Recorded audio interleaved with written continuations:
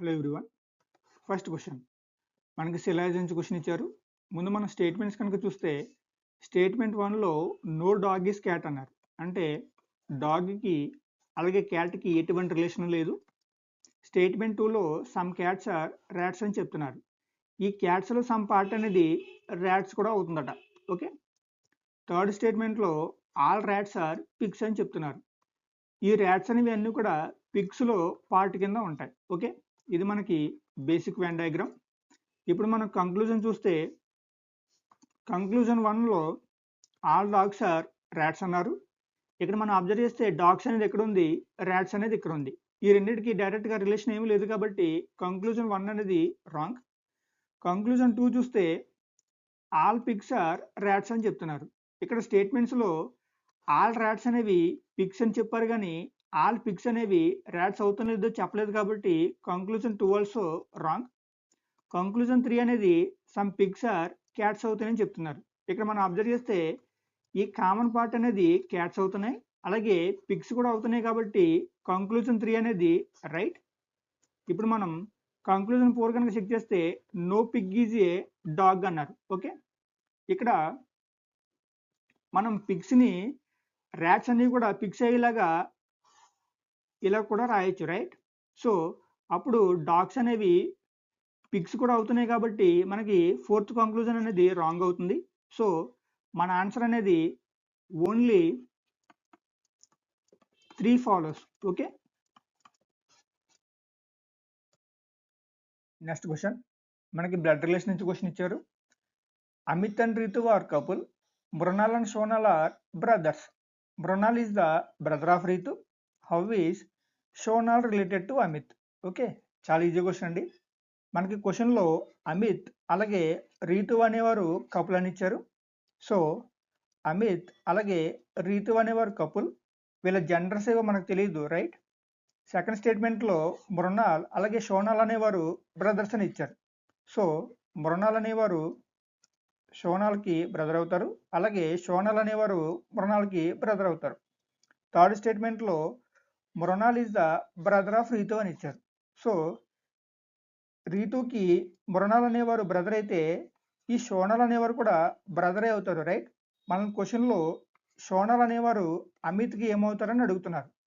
వీళ్ళందరూ కూడా సిబ్లింగ్స్ కాబట్టి ఈ సోనాల్ అనేవారు అమిత్కి బ్రదర్ ఇన్ లా అవుతారు. ఓకే, సో మన answer is brother in law, option 2 correct answer. Next question, which of the following science and numbers should be interchange such that for the following expression LHS equal to RHS. Okay, మనకు ఒక expression ఇచ్చారు, ఇందులో ఉన్న నెంబర్స్ని అలాగే సైన్స్ని కనుక interchange చేస్తే LHS అనేది RHS అవుతుందట. So మనం ఆ కాంబినేషన్ని ఐడెంటిఫై చేయాలి. త్రూ ఆప్షన్ కనుక వెరిఫై చేస్తే ఆప్షన్ 1లో మల్టిప్లికేషన్ని మనం ఎడిషన్తో ఇంటర్చేంజ్ చేయాలి, అలాగే 2ని 6తో ఇంటర్చేంజ్ చేయాలి. ఓకే, సో ఇక్కడ 6 ఉంది, 6 అనేది 2 అవుతుంది, అలాగే మల్టిప్లికేషన్ ఉంది, ఇది మనకి ఎడిషన్ అవుతుంది.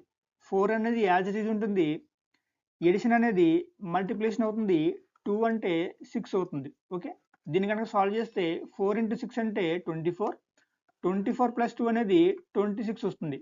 కానీ మనకు కావాల్సింది 16 కాబట్టి ఆప్షన్ 1 ఎలిమినేటెడ్.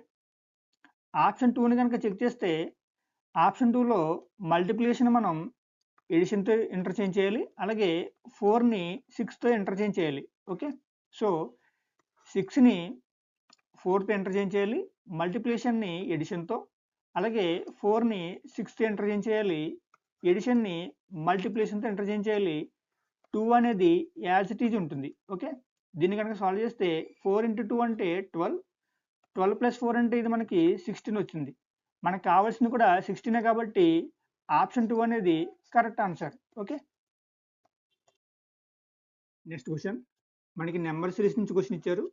సో ఈ సిరీస్లో వచ్చే నెక్స్ట్ నెంబర్ని ఐడెంటిఫై చేయమని అడుగుతున్నారు. ఓకే, మనకి ఇచ్చిన సిరీస్ని కనుక చూసుకుంటే 0, 1, 4, 27, 16, 125, 36, నెక్స్ట్ వచ్చే నెంబర్ని మనం ఫైండ్ అవుట్ చేయాలి. ఓకే, సో ఇక్కడ లాజిక్ అనేది 0 అంటే 0 స్క్వేర్, 1 అంటే 1 క్యూబ్, 4 2 స్క్వేర్, 27 అంటే 3 క్యూబ్, 16 4 స్క్వేర్, 125 5 క్యూబ్, అలాగే 36 అనేది 6 స్క్వేర్ రైట్. సో మనకి ఆల్టర్నేట్ నెంబర్స్ అనేవి ఒకటి స్క్వేర్ అవుతుంది, ఒకటి క్యూబ్ అవుతుంది. సో మనకి నెక్స్ట్ వచ్చే నెంబర్ అనేది 7 వస్తుంది. మనకు కావాల్సింది 7 క్యూబ్ కాబట్టి 7 క్యూబ్ అంటే 343 రైట్. సో ఆప్షన్ 2 అనేది కరెక్ట్ ఆన్సర్. నెక్స్ట్ క్వశ్చన్, మనకు ఒక సిరీస్ ఇచ్చారు. ఈ సిరీస్లో వచ్చే నెక్స్ట్ టర్మ్ని ఐడెంటిఫై చేయమని అడుగుతున్నారు రైట్. ఇక్కడ మనం అబ్జర్వ్ చేస్తే 3 + 3 అంటే 6 వస్తుంది, 6 + 5 అంటే 11 వస్తుంది, 11 + 7 అంటే 18 వస్తుంది రైట్. సో ఇక్కడ +2 + 2 ఇంక్రీజ్ అవుతూ వస్తుంది. మనం నెక్స్ట్ యాడ్ చేయవలసిన నెంబర్ అనేది 7 + 2 అంటే 9 వస్తుంది. సో 18 + 9 అంటే ఇది మనకి 27 వస్తుంది. మన ఆన్సర్ అనేది 27తో స్టార్ట్ అవ్వాలి.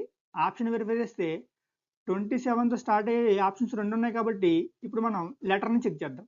సో జి అంటే 7, హెచ్ అనేది 8, జే అంటే 10 రైట్, ఎం అనేది 13. సో ఇక్కడ గ్యాప్ కనుక చూసుకుంటే 7 + 1 అంటే 8, 8 + 2 అంటే 10, 10 + 3 అంటే 13. సో +1 +1 +1 ఇంక్రీజ్ అవుతుంది కాబట్టి మనకు నెక్స్ట్ నెంబర్ అనేది +4 అవ్వాలి. 13 + 4 అంటే 17 వస్తుంది. 17 అనేది మనకి క్యూ అవుతుంది రైట్. సో మనకు కావాల్సిన టర్మ్ అనేది 27 క్యూ కాబట్టి option 3 correct answer. Next question, again మనకి సిరీస్ నుంచి క్వశ్చన్ ఇచ్చారు.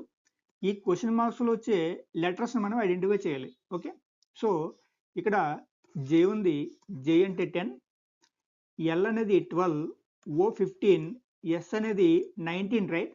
ఇక్కడ లాజిక్ కనుక చూస్తే 10 + 2 అంటే 12, 12 + 3 అంటే 15, 15 + 4 అంటే 19. సో నెక్స్ట్ నెంబర్ అనేది +5, అలాగే నెక్స్ట్ నెంబర్ +6. 19 + 5 అంటే మనకి 24 వస్తుంది, 24 + 6 అంటే 30 వస్తుంది రైట్.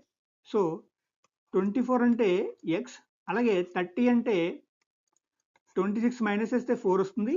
ఇక్కడ 4 అంటే డి రైట్. మనకు కావాల్సిన సిరీస్ అనేది ఎక్స్ అలాగే డి. సో ఆప్షన్ 1 అనేది correct answer. Next question, if multiplication means subtraction, division stands for addition, addition stands for division, and subtraction stands for multiplication, which of the following is 125 minus 50 divided by 10 plus 20 into 4? Okay, చాలా easy question అండి. ముందు మనకి ఇచ్చిన numbers కనుక చూస్తే 125, 50, 10, 20, 4 right. ఇక్కడ subtraction ఉంది, subtraction అనేది మనకి మల్టిప్లికేషన్ అవుతుంది. డివిజన్ ఉంది, ఇది మనకి ఎడిషన్ అవుతుంది. ఇక్కడ ఎడిషన్ ఉంది, ఎడిషన్ అనేది డివిజన్ అవుతుంది. మల్టిప్లికేషన్ ఉంది, ఇది మనకి సబ్ట్రాక్షన్ అవుతుంది. ఇక్కడ మనం అబ్జర్వ్ చేస్తే 125 into 50 అంటే 6250 రైట్. సో మన ఆన్సర్ అనేది 6000కి దగ్గరలో ఉండాలి. ఆప్షన్ వెరిఫై చేస్తే 6000కి దగ్గరలో ఉన్న ఆప్షన్ ఒకటే ఉంది, ఆప్షన్ 3 కరెక్ట్ ఆన్సర్.